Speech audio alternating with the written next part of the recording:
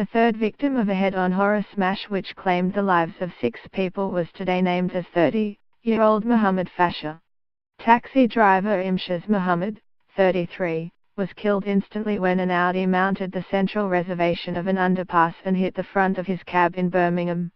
His family have revealed they are still waiting to break the tragic news to his youngest children. Tawqir Hussain, 26, who was in the Audi S3, was killed along with 2 other men, Mr. Fasha and a 25-year-old man who has not been named. A 42-year-old man and 43-year-old woman who were passengers in the 7-seater cab also died. A 22-year-old man from the Audi is fighting for his life in hospital. Mr. Muhammad's father Iqsar said that 3 of the taxi driver's young daughters are still unaware of their father's death. Muhammad Fasha, 30, pictured, was killed following the horror crash in Birmingham. Imtiaz Muhammad, 33, pictured left, died in the smash in Lee Bank Middleway. He was described by his devastated family as a legend. Tawqir Hussain, pictured right, from Small Heath, Birmingham, was confirmed as having been in the Audi travelling in the other direction. Taxi driver Mr. Muhammad's family paid tribute to a loving and hard-working man following the tragic crash.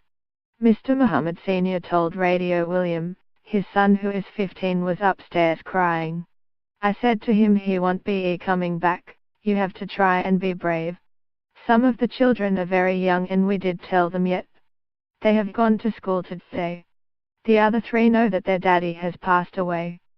It is very sad. It is a tragedy for everyone from my family and also for the other family. The Belgrave Middleway, where the accident happened, has a 40 miles per hour speed limit and is covered by speed cameras at each end. But one camera, near a McDonald's, is said to be inoperative. A resident who lives nearby said, the road is used as a racetrack by younger drivers.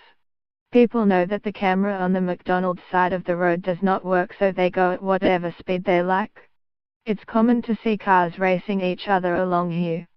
Mr. Muhammad, pictured with his children, was described as a hard-working family man. 6 people were killed in the crash which happened in Birmingham in the early hours of Sunday.